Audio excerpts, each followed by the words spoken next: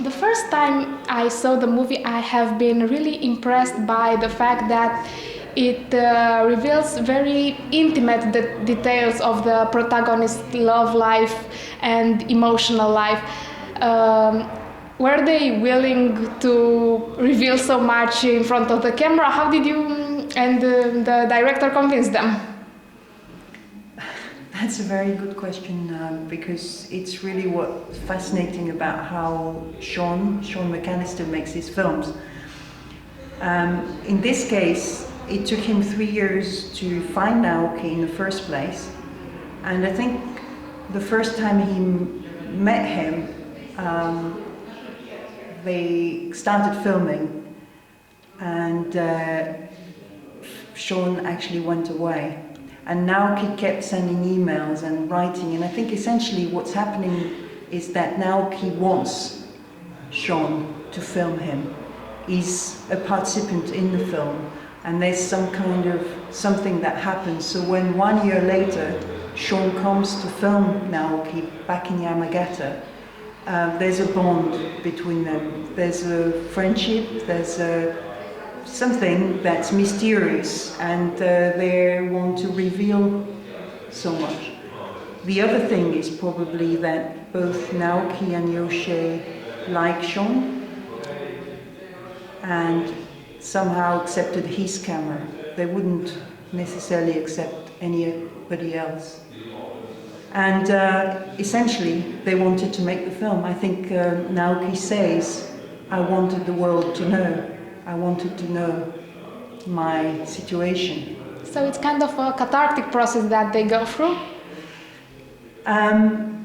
Maybe. Naoki said once, I think, I wanted to write about my life and I never did. And in a way, Sean's film was one way to do that. So maybe there was a cathartic element to it. Yeah, it is possible. But how did Sean find them in the first place, and how did he get this idea of making a film about the crisis in Japan and about this couple who is going through it?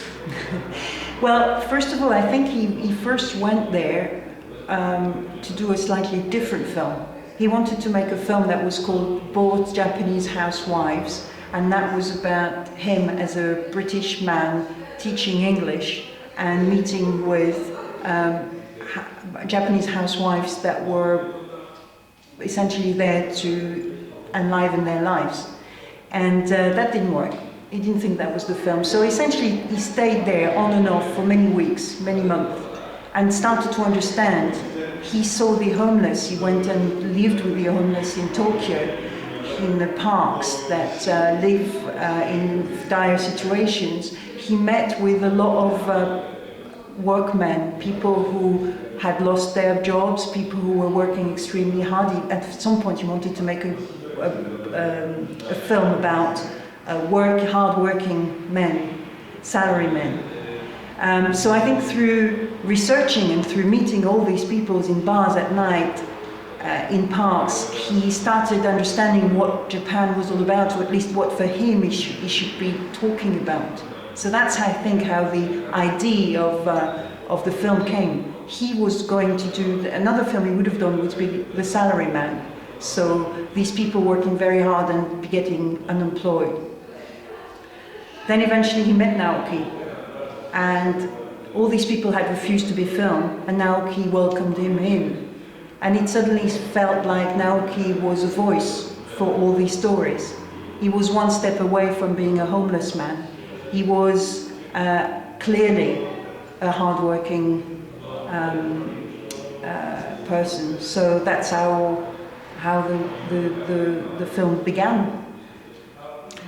I see. So would you say... Did that make any sense? Yes, it perfectly did. So do you think that in a culture where the sense of shame and the sense of responsibility is so strong as the Japanese culture, did Naoki have to overcome mental obstacles in order to come forward and tell his story? How was he judged, if you happen to know that, by the community after making the film?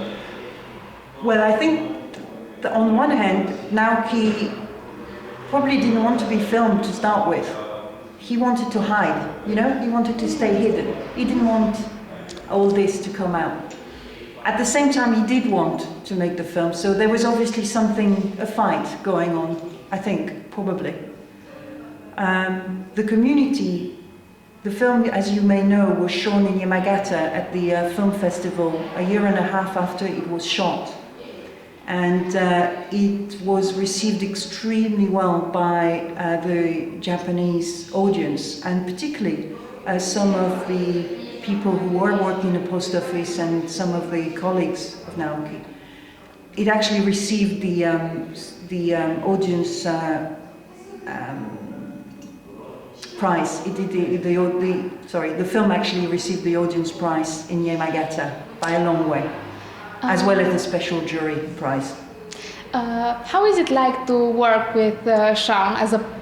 How do you communicate with him as a person? Do you feel when you started producing this movie that you kind of have a connection with him? That's super.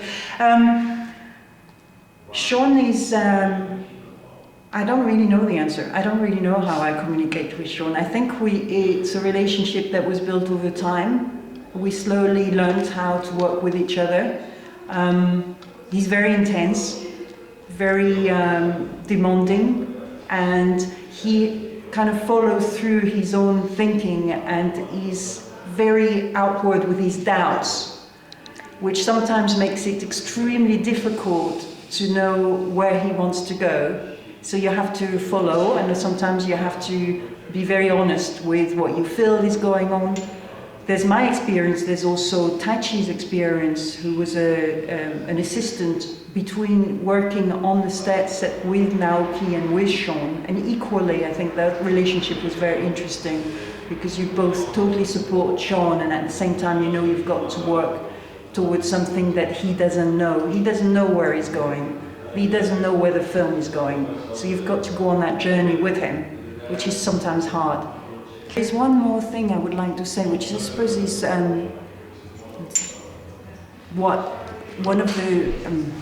there's one more thing I'd like to say, which is that I have decided to make a 30-minute film about how Sean works, because it's such a enlightening and inspiring process to go through.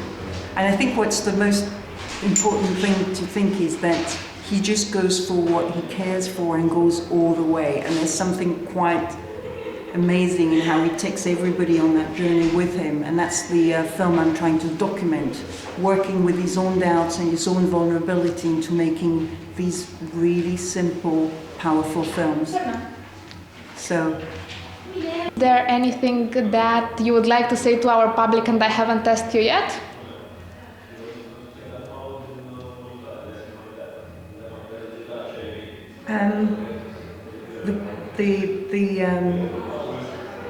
The Romanian films seem to be extremely creative and springing up, and I'm very touched that films like Sean's, who are so intimate and political at the same time, have touched the audience here too. Thank you so much.